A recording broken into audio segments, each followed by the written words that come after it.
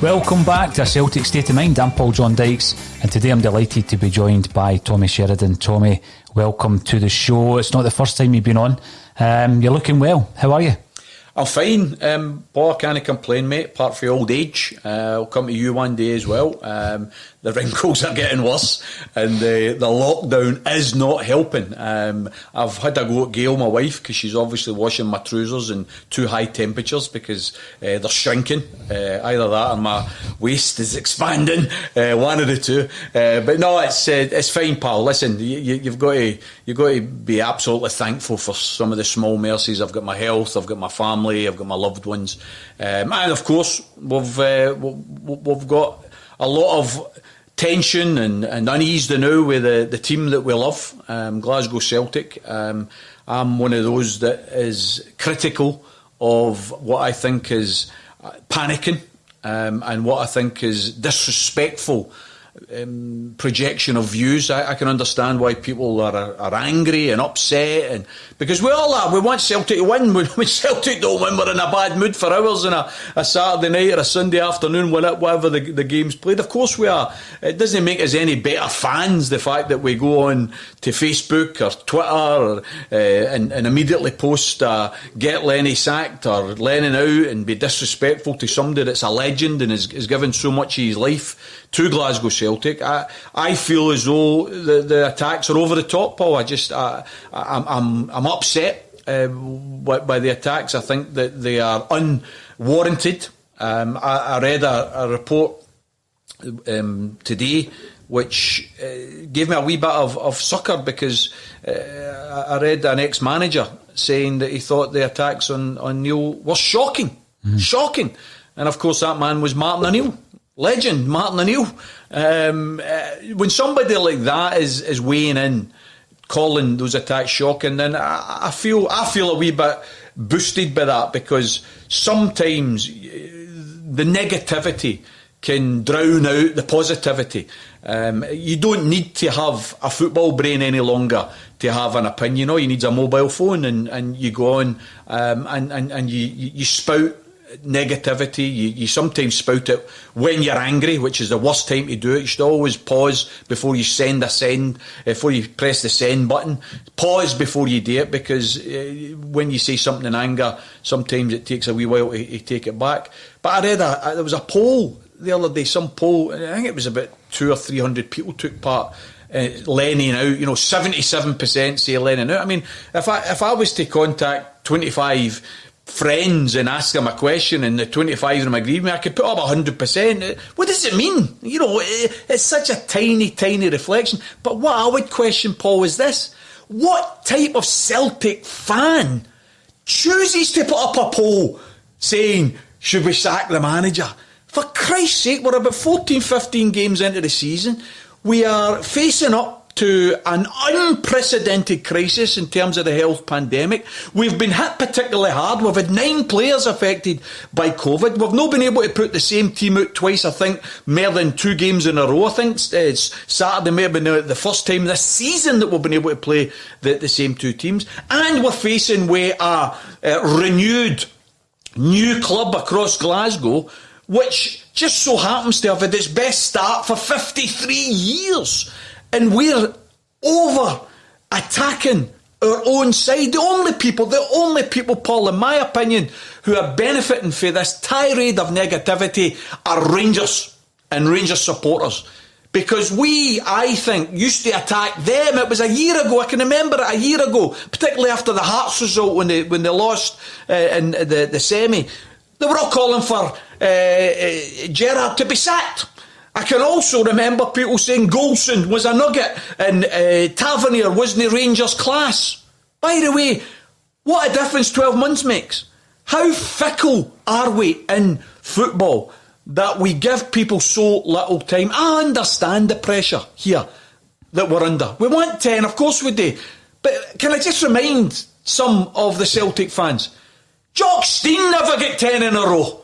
Best manager in Celtic's history, never get 10 in a row. So this idea that we've got a divine right to get the 10, there is no divine right in football. You need to earn the right to win a game. And sometimes I think our fans are developing attitudes which I find absolutely unacceptable. And it's this privilege, this idea that we have got a divine right to something. We've got a divine right to nothing. We had many, many years in the doldrums, many, many years in the wilderness, winning absolutely nothing. Tommy Burns had a 3-year stint where his teams played brilliant football. I loved watching them. I loved the songs. D.I. Canio, only one George Cadet, he puts the ball in the net. We loved watching them. They played brilliant football. They scored goal after goal.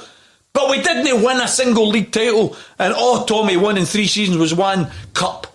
Now, that has to be the perspective and the proportion that we bring to this debate now. Do we think Neil Lennon is happy with the way things are going now? Neil is obviously frustrated, obviously upset. He can't win, but can he? I looked at the websites on Saturday when the team went up against Hibs, and I never seen a single murmur about people saying that the starting 11 should be different. Why would it be? We played the same starting 11 against Motherwell and we trounced them 4-1. Could have been more. So you expect, okay, we're looking for consistency. Let's play the same team. That's what he did. It didn't work. Big Tom didn't have a good game. Moy didn't have a good game. Frimpong probably his worst game in a Celtic jersey. It's not Neil's fault. In fact, I wish there would be some fans coming on here and pointing out that when Hibs scored, and particularly when the second goal went in rapid succession, what did Neil do? Did he sit in his hands the way people have said that he's been doing? No, he made radical changes to the team. I thought it was a brave decision to take Bruno off and put on Duffy because he wanted to go for the 3 at the back. He wanted to change the shape. That's what he did, and what happened? In the last 20 minutes, we dug in. And by the way, we were lucky, let's face it, but we were lucky we got a penalty, bit of luck. We also got a poor clearance, bit of luck. But I tell you what, it's about the only luck we've had all season. We've had 9 down with COVID. Rangers haven't had a single player down with COVID, which is remarkable, by the way. And yet we pulled back 2-0 to 2 each. I can remember one of the games, Paul, you're good with stats. I can remember us being 3 down at half time away to Kilmarnock. And it was over. There was no way we were going to win the league. That was it. We came out and we got a 3-3 draw, I think it was. And it sort of changed the season. Things can change quickly in football. We are in an unreal situation, an artificial situation. No fans there is killing us.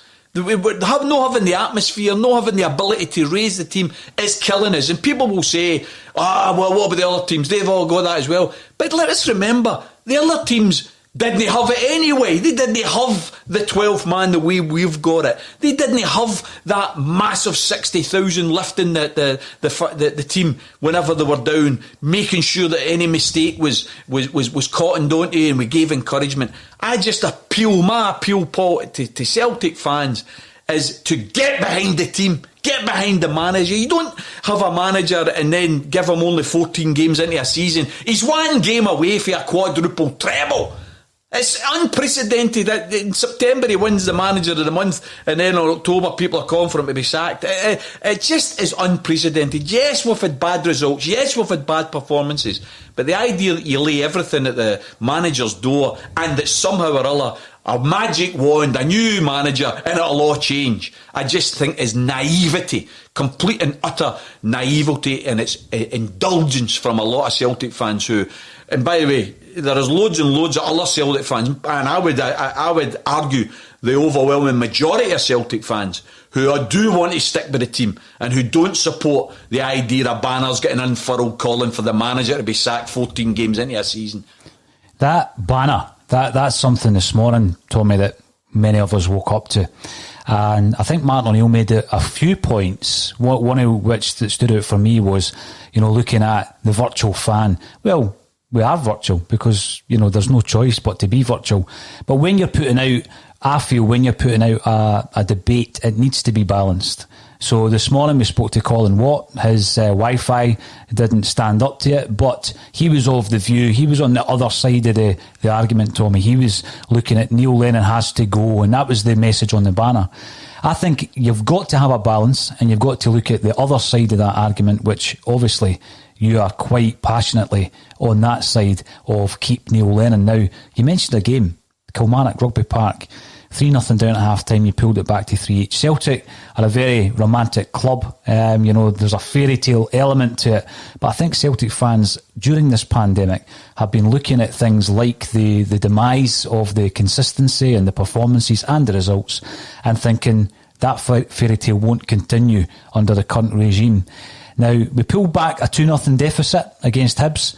Do you see the Neil Lennon Mark II, because it's his second time round, Tommy, do you see enough in Neil Lennon that he's able to turn this round this time round? Can you see a time where the Celtic fans need to eat their words this season? Definitely.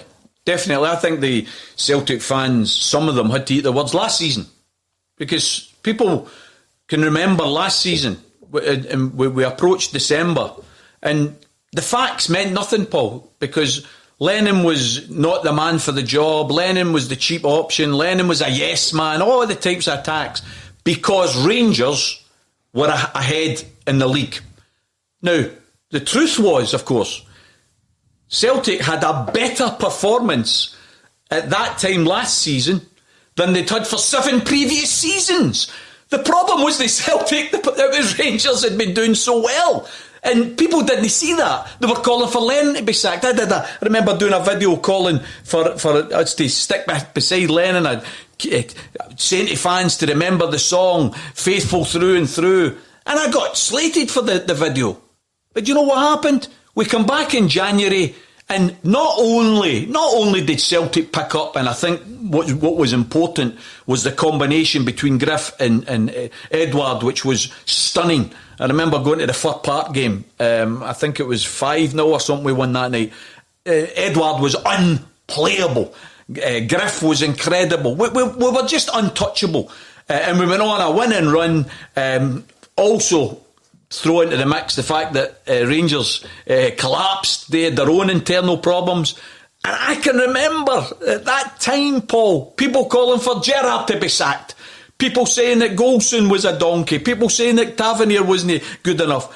Now, of course, you see Rangers having the best start to the season for 53 years. These things happen in football. There is no divine right when you go into a part that you win a game. You need to earn the right to win a game.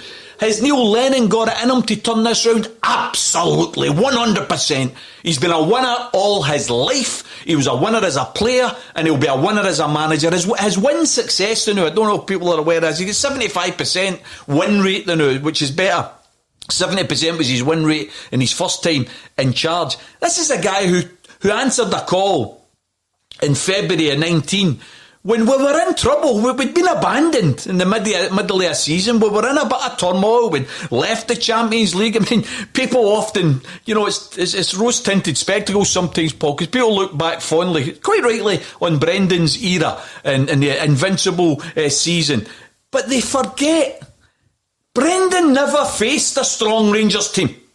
He never faced a strong Rangers team. The days of Andy Halliday running out and us all singing Andy Halliday's name at Parkhead, that's not going to happen again. And yet, we've got a situation where Neil answers the call, comes in and picks up the baton, and by the way, does something that Brendan Rodgers had never done, go to Easter Road and win a game. Because remember, we had a critical semi-final to win, and we did it. We steadied the ship. We won the cup, we won the league, and Neil is now a game away from a quadruple treble. Never been done. Record breaking. And people are calling for him to be sacked. I just find it disrespectful, Paul. I really do. People are entitled to their opinions. Either they don't like Neil, they don't think he's up for the job. I mean, some of it's so contradictory because some of the attacks on Neil as the manager used to be around the lines of, look at the stadium, jumping up and down in the dugout and losing his temper. He's no got the temperament to be a manager. Now you read the criticisms and it's, oh, look at him. He's no shouting enough. He's no jumping up and doing enough. I mean, you can't win. You simply can't win with some of the fans. And it's for that point of view, obviously, you invite me back on, mate. I'll come and take my medicine if I'm wrong. I promise you, I'll come and take my medicine if I'm wrong, and I'll accept I was wrong. But here's what I'm saying. I'm saying we stick with Neil Lennon. We give him the chance to see it out. If he fails, and we all fail together. If you can't support the team when you're not doing well, then don't bother supporting the team when you're doing well. Because support isn't about winning everything. Support is about winning when you're losing, you're drawing, and you're lifting trophies. And I would appeal to fans to remember that you don't just support them when they're winning, you support them when they're down as well. And by the way, your support is more important when they're down. Because it's easy. It's easy when you're winning. Everybody wants to be your pal when you're winning. But it just as in life, Paul. We all know this in our lives. When you're going through a wee tough patch, your real pals are the ones that are still there. The phony pals are the ones that are buggered off and don't answer their phones any longer. Where are the real fans that are going to say, we're with Neil Lennon. He's been in the trenches for us. We're going to be in the trenches with him.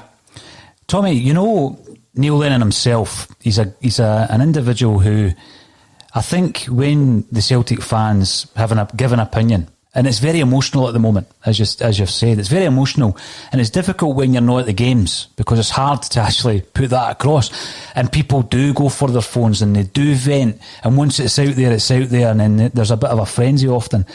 But I think the influence of the Green Brigade is something that we're all aware of. I think the positive influence that they've had in terms of the atmosphere at Celtic Park has been absolutely astronomical. The charity work they've done has been tremendous. But one thing that happens, Tommy, if they unfurl any type of banner, that banner is influential. I remember thinking back to the banner about Boyata, about the board being asleep at the wheel, about Rod Stewart not being welcomed back at Celtic Park. So agree or disagree, whenever they make a statement, it's influential.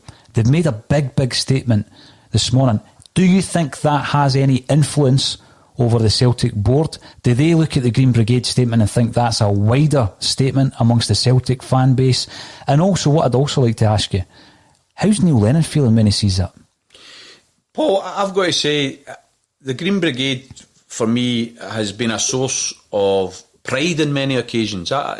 The fact that we've been willing to make statements in support of Palestine, the fact that we've been willing to make statements, you mentioned Rod Stewart there, and it's a statement that wasn't universally popular because Rod's seen as a big Celtic fan. I used to love his music, but the fact that he became a sir and accepted the bowing before the Queen is something that I find it difficult to cope with as a big Celtic fan. I mean, but not everybody is like me. I'm a political animal. Not everybody's political animals. Not everybody knows what's going on in wider society. And some people still say that the Celtic fans shouldn't be political. It's a football club. I think the fact that there are unionists on the board of Glasgow Celtic, very prominent, very rich unionists, I find that incredible, because I think the opportunity to break the British state is something that everybody should embrace. If you're a Celtic-minded, you did the very show that we're on here, Celtic-minded, what does it mean? Surely it means that we should do away with imperial exploitation and imperialism and get Britain out of Ireland and get Scotland to stand up on its own 2 feet as the independent nation that it is. So I can understand that some people don't think that the Green Brigade should be making statements, but I do have to say this. The Green Brigade are leaders in terms of being fans, and they're entitled to their opinions, but I don't always agree with them. I don't always agree with their statements. I think their charity work is brilliant, but so is the charity work of a lot of other Celtic supporters and supporters clubs up and down the country. So we kind of get hung up on this idea that a statement from a group of supporters numbering maybe a few hundred, few thousand is going to speak for millions. I think My absolute response to that banner is it's an own goal. An own goal. Because the people who will love that banner more than anything are the... I was going to say something I probably shouldn't say because you get you into trouble. The team across the other south side of Glasgow. They're the ones who are going to be absolutely loving that banner. Does it have any effect on the board? I don't think it will have an effect whatsoever, because I think personally, I think the board is often removed from the passion that you and I feel for Celtic. I think the board often look at it as a job rather than a vocation. Does it affect Neil Lennon? 100%. 100%. I think he'll feel right now absolutely deflated that people who have sang his name, people who have sung his praises, people who were appalled at the death threats that he faced, appalled at the assaults that he's had to endure, and yet he come back for more. He stuck his neck above the parapet, come back for more. And I think people have turned on him. And I really, really think people should take a right long, hard look at themselves and ask, was that the right thing to do? We're just off to play away an away game at Sparta Prague. We've got a League Cup game coming up on Sunday. We're trying to lift the spirits. We're trying to get consistency. Oh, why don't we attack the manager and call for him to be sacked? I just think it was very, very poor. I'm disappointed. I'm not privy to the Green Brigade's decision-making processes, but how they arrived at that decision worries me, because if there was some type of vote taken, then I'd like to have heard whether it was balanced or not. You've just said the programme should be balanced and discussion should be balanced. Absolutely. Where was the balance before you unfurl a banner like that? Well, it makes a massive statement, Tommy, because anything the Green Brigade do does make a massive statement. It often makes headlines, national news headlines. And I'm looking at that thinking to myself, does it make a difference to the board? I mean, in the past, you were able to go to the game and vent your anger and give your opinion. And I remember some of the dark days going back to the time when the fans were wanting to overturn the actual board themselves. I'm thinking about previous situations and managers turning it around. And I'm looking at this squad that Celtic has, Tommy, and I think to myself, actually, compare that to last season's squad, and we've strengthened. I think the one area that no one would deny is weaker is in goals. And we've got a situation there where, you know, Neil Lennon needs to decide who his number one is. Does he continue with Scott Bain and Barkas? That completely depends on the situation in the training pitch. I still think that we've got a squad capable of winning the league. So if, indeed, everything's okay, because there's been a bit of a charm offensive from Celtic, and we've read some of the interviews with the likes of Martin O'Neill, a man who has my deepest respect, and everything as is everything's fine. I mean, Cal McGregor comes out and says, you know, there's a good morale in the training, there's a good morale in the dressing room, and Neil Lennon's happy with his team in training. But then every time there's a poor result, Lenny comes out and against Ferencváros and against Sparta Prague last time round, and he criticises the players. Now, is this going to motivate his players, or do some of the players think, well, you know what, Lenny, that's it, I'm not going to play for you? Because we know about player power, Tommy. I disagree with you, Paul, because you've just given an example which doesn't hold up to scrutiny. Because after the Ferencváros game, Lennon never attacked the players. In fact, he came out and said that it was a very good performance that they were unlucky with. And what's the facts of it? 21 attempts on goal, 12 of them on target, a disallowed goal that was a good goal, personal mistakes for somebody that you didn't expect, Big El Hamed, usually reliable, the big keeper. I mean, some people talk about the second Ferencváros goal. I talk about the first one. You know, it was a shot. It was a good shot, but it was a shot for distance. And the big man, to me, was at fault for that. I think we dominated that game. I think in any other game, any other day, playing that way, you would be winning by 3 or 4 clear goals. And Lenny came out after that game, and I think he defended the players. Now, fast forward to the Rangers game. Fast forward to the Sparta Prague game. I think he had to mention the players, because quite frankly the players deserve to be put in the spotlight, Paul. You know, but everybody's attacking Neil. What about some of the consistency of the players here? I mean, we've got guys that are paid top dollar. They're playing for the top team in Scotland. And by the way, see all these comparisons. I hear people talking about, it's as bad as the sack the board days and we should have a same type of movement. I find I talk about this word perspective. I find it incredible. We're talking about a team that has gone for 10 in a row. We're talking about a team that's a game away for a quadruple treble. Don't dare compare that to the barren days when we were getting bugger all and we needed to get rid of a board because it wasn't willing to invest in the club. It's totally and utterly incomparable. And anybody that makes that comparison simply isn't looking at the facts and looking at the statistics. We're in a much better position now than we were then. And this idea that we're entitled to win titles, it's just rubbish.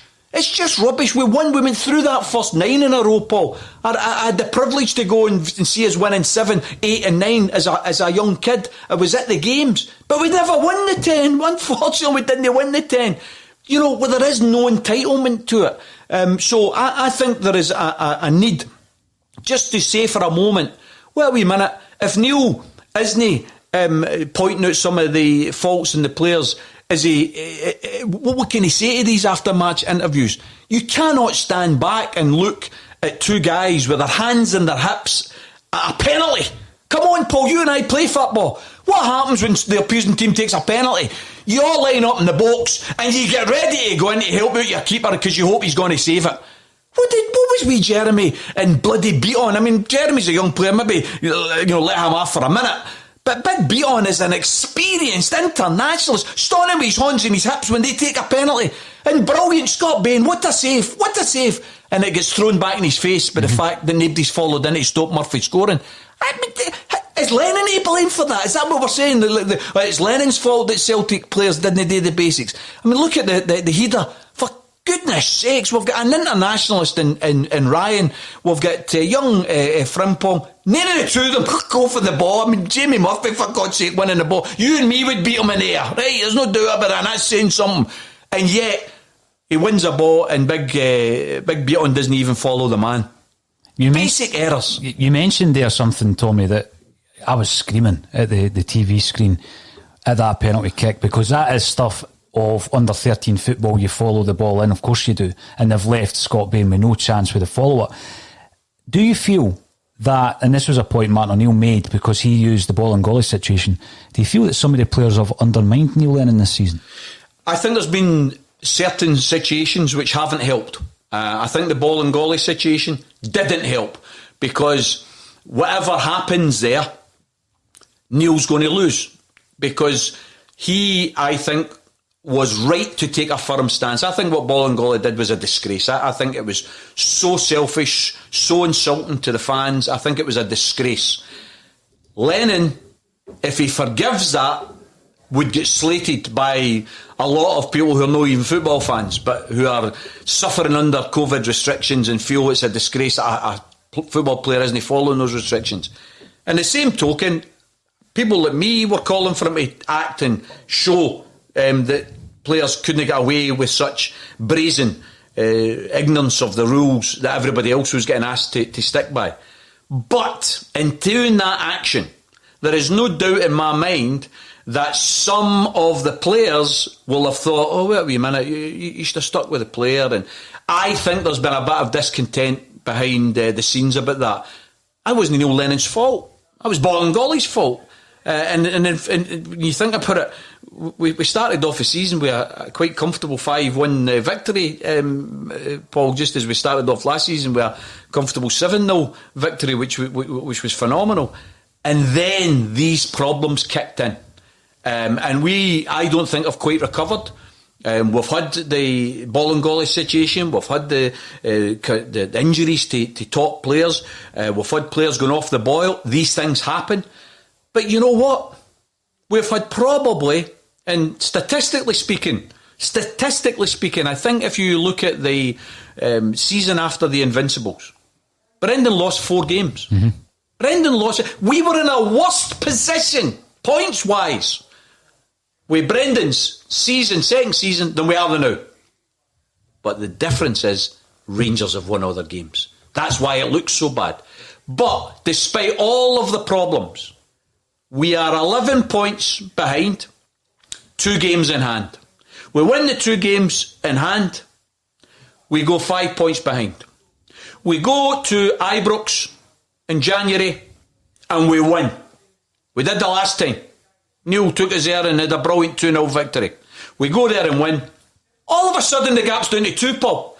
And that's assuming that we win all our games, and it's also assuming that Rangers win all their games. And by the way, it is almost freakish that a team goes through a season without having a wee wobble. Rangers haven't had their wobble yet. But they'll come. They'll have an injury. They'll have a COVID. They'll have something.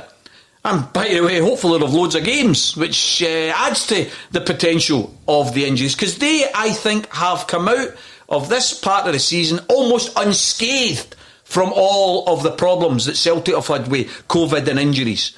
But I'll tell you what else, and here's something that I hate doing, is giving credit where it's due. I think their recruitment policy's been better than ours, Paul. And that's hard to say. But I've got to reflect on the players that they have brought in and ask myself, have they strengthened that team? Have they added some guile? Have they added some energy? Have they added some athleticism? And the answer to all those questions is yes. I think they've had good recruitment. I've got to say, I don't think we can say the same at Celtic. I don't think that's Neil Lennon's fault. Neil Lennon's inherited a recruitment team, and quite frankly, somebody's got to start standing up in there and saying, hey, we're going to have to up our game, because our recruitment has not been good enough. Ball and golly should never have been signed for Celtic, never mind hunted for breaking rules. You've got to say your Kubasis, £3.5 million. For God's sake. I would also say the money that we've paid so far for Paddy, I hope wee Kamala comes onto a game. I think he seems a nice enough guy. But £3.5 million, come on. This is recruitment which is not good enough, in my opinion. And we've got to say that that's not always at his door, at Neil Lennon's door. I've also got to say, and, you know, I wish some other people within Celtic would be willing to take some responsibility. Our biggest problem all season has been defending. Who is the defensive coach? What defensive coaching are we actually doing? Because, quite frankly, that is an area that Celtic, for the last few seasons, has been solid with. Unfortunately, not so solid. This is first 15 or so games. Something that needs to be addressed and sorted out. But the $1 million question, Paul, is can Neil Lennon sort out? And my answer to that is yes. And I think the fans should give him the respect that he deserves and should give him the extra time that he deserves. Not just because, and there's 2 reasons. First and foremost, there's my reason. And that's because he deserves it, and I think he's got the ability to turn it around. I've got confidence in him. But see if you don't have confidence in him. See if there's somebody who's listening to this show and you think, I've got confidence in him, he's not the man for the job. Well, fine. But the idea that changing jockey right now is going to turn things around, is going to wave a magic wand, is pish. It's absolute pish. Because you would be relying on that new manager getting a different response for all of the players. And by the way, what does a new manager do when he comes in? First couple of games, there's usually players that aren't getting a game or players that are worried about position. They'll try a wee bit harder. But you know what else happens? Players that haven't been getting a game, they think they've got a better chance. So it usually causes a wee bit of sniping in dressing rooms as well. There's usually a bit of fallout. Brendan had that. Unfortunately, he didn't have the same challenges that Neil's now got, and he was able to cope with that. So from the idea that a new manager suddenly is going to change things, I think it's just absolute garbage from people who, quite frankly, don't know the game if they think that a new manager coming in right now is automatically going to change things. And see if it's not automatically going to change things, Paul. I would rather stick with Neil. And fight to the death. Never give up, never give in. That's what you are as a Celtic man, as a Celtic fan. You never give in till it's unwinnable. I'd rather do that and go down fighting than make a change the now, embarrass ourselves, turn in one of our own, and still no win. And that's what I think would happen. You mentioned his transfers.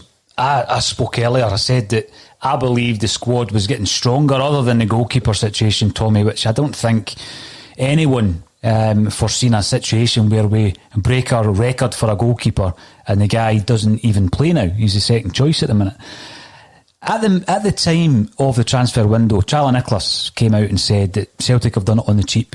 And he was lambasted for that at the time. He was lambasted for saying it. And on our podcast, I spoke through the transfer dealings. I looked at the EPL players we were bringing in on big wages, and I was pretty happy with it. We then, supplemented that by bringing in Laxalt, which I think's been the signing of the summer for Celtic so far. Do you think the issue around recruitment, and you've mentioned some of the players there who, there's question marks around how much the manager has in terms of an influence on players like Klimala coming in, or Soro, or if these were legacy signings that had already been identified. Has he been backed enough by the board? And if he needs to go back in January for more funds, if he's still in charge of the team, Tommy, do you think the board are able to back him further?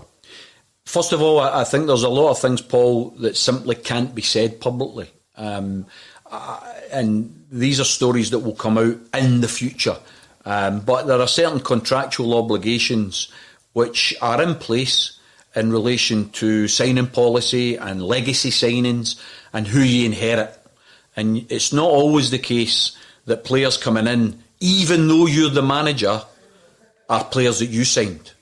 Because signings often are many months in the making and could have been okayed before you pick up the reins. So I know that Neil Lennon's taken a bit of criticism for signings that he's not even responsible for, and that's just something that I'm sure will come out in the future.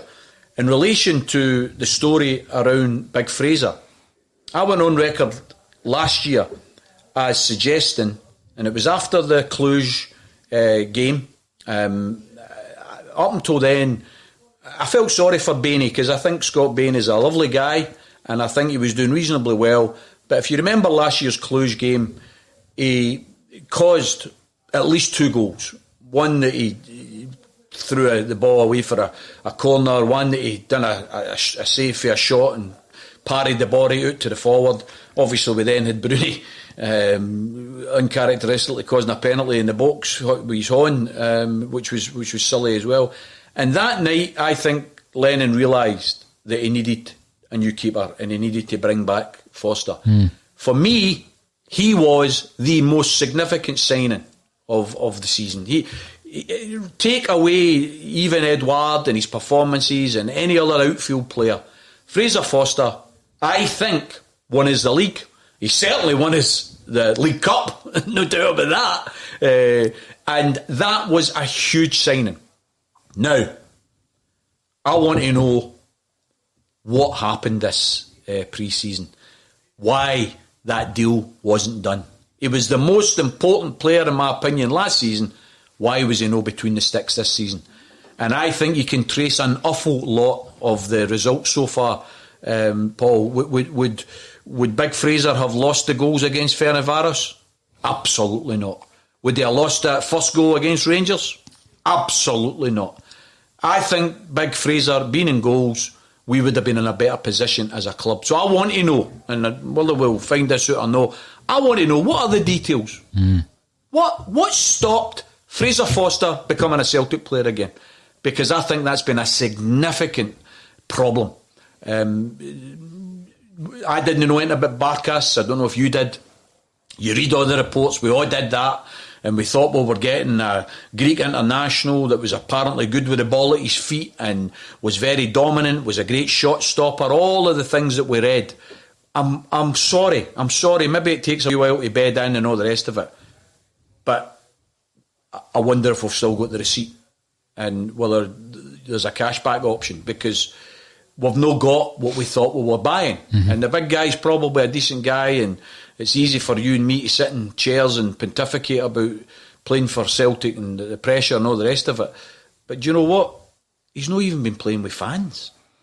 I think there's, of all of the positions on the park that probably having the fans no in there is an advantage. It's probably the goalkeeper, because it's the one where you would probably not feel it is under as much pressure. But he's just not came up to the mark. Now, Bainey's come in. I think the guy's done well. Is he Celtic's number one keeper? Right now, I think the answer to that is yes. I think it would be dead unfair for Neil to replace Bainey. I'd play him, but January. You mentioned January. Does Neil need backing? Will Neil get backing? I'm going to put my neck on the chopping board and I'm going to say yes to both. I think he will get back in January. I think he needs backing in January. I think we'll definitely go back for Big Fraser. I mean, is Fraser happy warming the bench? Is he really happy warming the bench? Surely not. Surely not. If he's got ambition at all and a deal can be done, I think it should be done. I've got to say this, I think we've been crying out, Paul, for a target man type of forward. If you look at all of the forwards that we've got in the books, you look at Griff, you look at Edward, you look at Ayeti, you look at Kamala, none of them give a centre half water in the brain when the corner comes in or when a cross comes in.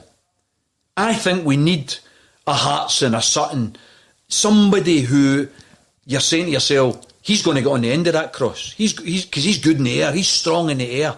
And I would have liked to have seen, I know people, there was talk about your man, the Hibs boy, the ex-Hibs boy, Fletcher. Yeah. Right?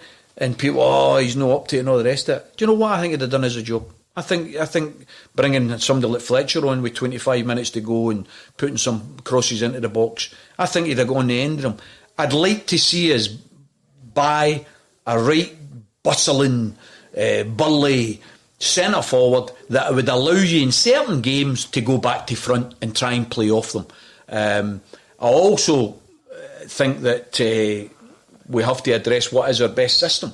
And by the way, systems mean absolutely hee-haw if the players don't play well, right? Let's accept that. People talk about, we played the rank system against Rangers at Parkhead. You could have played 15 different systems, but with the players not coming up to the mark, with the players not turning up, Paul, it doesn't matter what system you play. But I think Edward is not an out-and-out top man in terms of up front. I think Edward plays better coming off, picking up and turning and running at defences. He's the guy on his game is unplayable. He needs somebody to play with, but which means we need to get Griff in there eventually, or we need to get Ayeti in there. Somebody needs to play with him. But then that begs the question, Paul, because if you play the 2, and I think we should, do you play the 3 or do you play the 4? Are we capable with the personnel we've got, capable of playing 3? And I have got doubts about that. I've got doubts about that, mate. Right back wise, I'm upset that Big El Hamed let us down in the Ferencváros game. I think it was poor. He also let us down, by the way, in the Sparta Prague game. I didn't mean he came on. The third goal was down to him. He gives the ball away. Terrible. But I think he's a good player. I think he's a solid player. I would like him to be a right back. I think Laxalt should be our left back. I think young Taylor, by the way, everybody criticise him. I think his height's sometimes a problem. Teams can play on that. But he very rarely let us down in terms of defensive. Where I think he let us down was sometimes his delivery, although that was improving. So I think he's been unlucky with Taylor. But I'd play Laxalt, I'd play El Hamed. But then you've got the quandary, haven't you? Who do you play in the middle? I know. Who do you play? And I'm Shane Duffy's probably one of the most popular signings at Parkhead for a decade. Yep. Right? I didn't know the big fella, but fans that I sit beside, fans that I travel to the games with, were all telling me how wonderful he was and what a great signing he would be. I know. And therefore, when he signed, I was over the moon. And by the way, Lennon probably thought he was getting somebody who would fit in. Maybe we're finding out that Big Shane has got enormous strengths as a player. He can attack a ball and win 9 times out of 10. But with Brighton, was he no attacking the ball on the 18-yard line? Was he no defending for most of the game? Mm-hmm. Was he very rarely being asked to take the ball at his feet and spread it? I think we've signed a player who's got certain traits that aren't particularly needed at Parkhead right now, because Celtic invariably get a lot of the ball. Celtic defend from the halfway line. So when you've got a defender who's not comfortable turning, then obviously that's a handicap. And therefore, I'm going to say, not everybody's a big fan of Ajer. I love Ajer. I think Ayer's our best defender. I think Ajer brings something to the Celtic team that nobody else brings. I think his turn of pace is phenomenal. I think his passing range is phenomenal. And I think I love how he loves winning tackles, Paul. He's like where I used to be at football. I wasn't a goal scorer, but I love winning tackles. Big Ajer loves winning tackles. He loves defending. And therefore I would have Ajer there. And Julian on his game as a player. Yes, definitely. He's a player. Yep. Obviously, we've not always got the best out of him, but that would be my back four, Paul. Then the question is, because you know where it's coming here, because you get fans all over and we've all got our own opinions, but who's your four? Who's your four in front? First of all, who's your two? I know. Right? I mean, personally, I think the criticisms of Bruni are over the top. I think he is a leader on the park. I think he's the boss in the park. Yet, does he have the same legs as he's had maybe 3 or 4 seasons ago? No, of course not. Everybody gets older. But I think on his day, he is a phenomenal midfielder. Phenomenal. I think he's a fantastic captain of Celtic. Am I ready to ditch him? No, I'm not ready to ditch him. I think he should play. I think he should play alongside Callum in the middle. My question then is, who's my 2 wide men? I don't think you can leave Christie out the team. Because how can you leave Christie out the team? I mean, the guy is phenomenal energy, phenomenal engine. He's great outside the box as well. He's one of the few guys that scores regularly outside the box. But then, of course, does that mean we're going to leave Frimpong out? Does it mean we leave Forrest out when he gets fit again? Should we think about the left-hand side? Should we think instead of Christie coming off the right, why does he not come off the left? Does that mean we leave out Moy? Elyounoussi? Who's capable. Who's very capable in his game. Yep. But he reminds me of Ryan Kent last year. I used to speak to my Rangers supporting mates who would tell me I couldn't understand the amount of criticism of Ryan Kent. And my Rangers supporting mates would say Ryan Kent is a 9 1 week and a 5 for 3 weeks in a row. Mm-hmm. I'm afraid Moy is not consistent enough for me.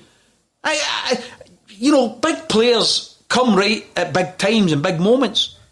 Against Rangers, Moy had a chance that you and me would have maybe we would have hit the target, might not score, but you and me would have hit the target. For goodness sake, 1-0, it would have been 1 each. The game changes, the complexion of the game changes.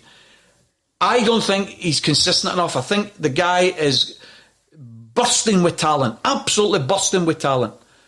But is he giving us it every week? Unfortunately, no. Because here's the point. Can you afford to play with Rogic and Elyounoussi in the same starting 11? Now, it's worked a couple of times there. We beat Aberdeen, we beat Motherwell. Didn't it work on Saturday there? Rogic he's phenomenal in his game. I think the guy's fitness has improved as well. That run that he made against Motherwell, it would have been a goal of the season if Ryan had finished it off. Absolute goal of the season, right? But is he willing, or is he able to give us it every game, week in, week out? So when you're trying to think of, well, we know what our 4 at the back is and we know what our 2 at the front is. I think all Celtic fans have got a more or less an acceptance of that. Where we've got disagreement is who's a 4 in the middle. Because Encham, on his day, can do things that no other midfielder can do. But I'm afraid the number of times he's on his day is not good enough. So if you play Brown and McGregor, I think McGregor's got to be in the team. The problem is, who's the other 2 out of Elyounoussi, Rogic, Christie, Encham. You can only play 2 of them. Who is it you pick?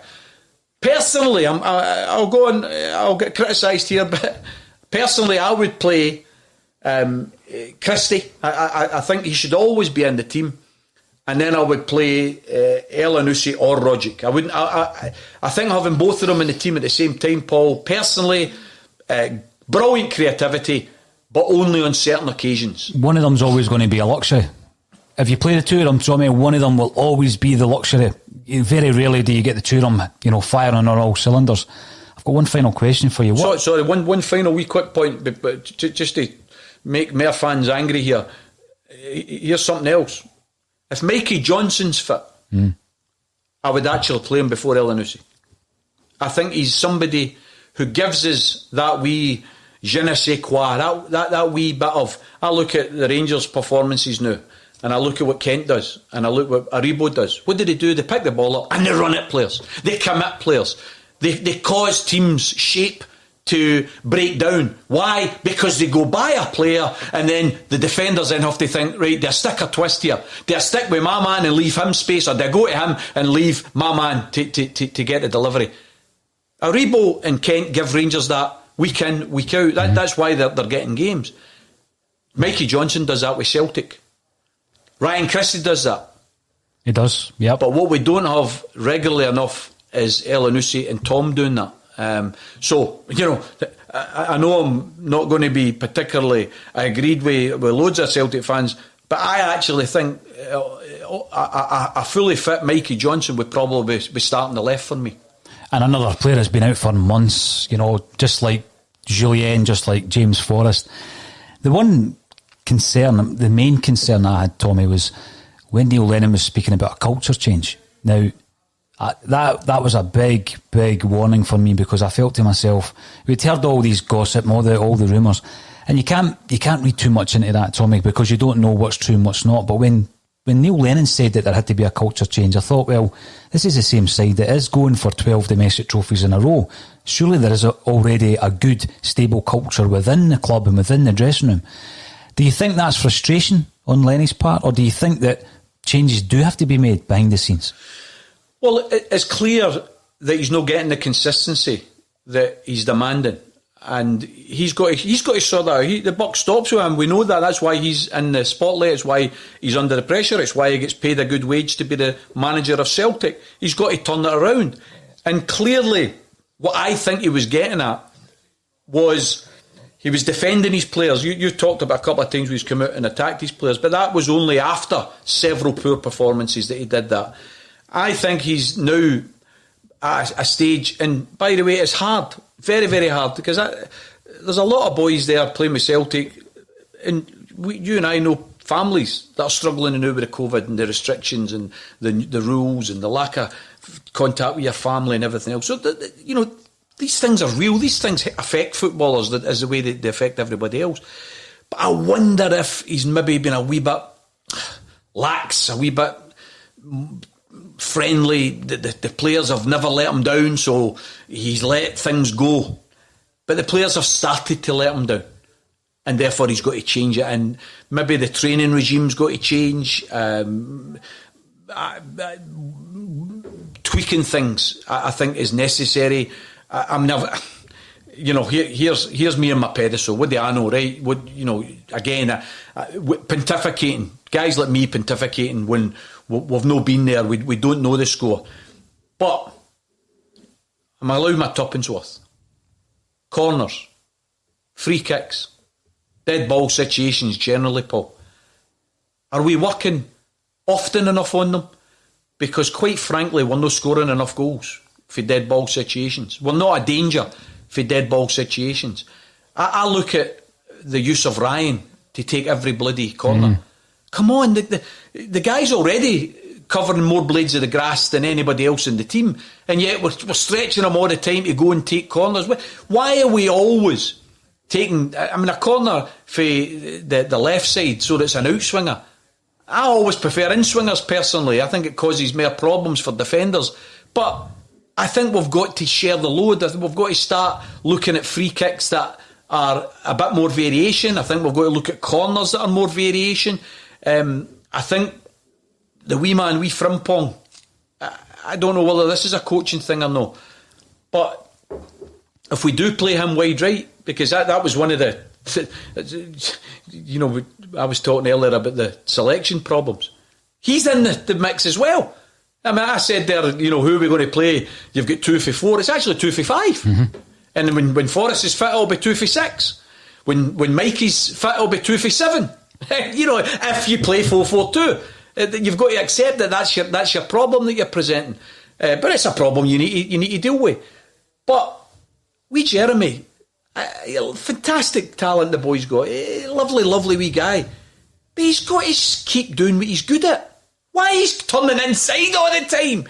The guy's got phenomenal pace. I don't care if he gets beat by trying to go the outside. I'd rather Jeremy get beat 4 times out of 5 than come inside. I don't want Jeremy Frimpong coming inside, because any right back in the world can come inside. What Jeremy Frimpong's got is the other right backs or right wing halves don't have, and that is phenomenal pace. Go and use your pace. What we've got to, I think, is work at Parkhead. We've got to work. They're obviously doubling up on him.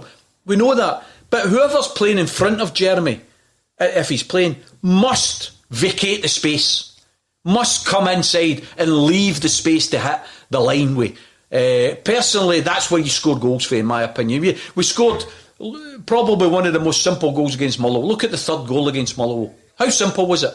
Big El Hamed, down the line, crosses the ball, and El Enoussi heads it in. God, we all played football our lives. How many times did you score goals like that? That's how you score goals. And yet how many times do we go down the line, and then we stop, and then we come back inside? We need to, I think, get back to some of the basics as well. Get the ball in early doors. We lacked Salt when he came at first. I don't know if you noticed, but he was hitting the balls in early, and some of the forwards weren't ready for it. Yep. But I think it was great, because that's what defenders hate. If you're a defender, what do you love? You love the fullback taking ages. He looks up and you know it's coming in. But what if the fullback gets the ball and early before you're ready he's hitting into the box? That's what we've got to pounce on. So, there's the ABC of football according to me, which amounts to a pile of beans probably to a lot of people. But we're all entitled to our opinions, Paul. And my opinion is we stick with Neil Lennon. We used to say in Lenny we trust. Some people have forgotten that. And we used to always sing that we were faithful through and through. Erecting banners 15 games into the season saying sack the manager, isn't he been faithful through and through? Tommy Sheridan, welcome back to Celtic State of Mind. It's been a pleasure for an hour speaking to you. It's all about balance, it's all about debate. And I've said on this show before that I feel that it's time for a change. You have come in and you have given us a different argument entirely. It's always a pleasure to speak to you, Tommy. Thanks for joining me on a Celtic State of Mind, sir.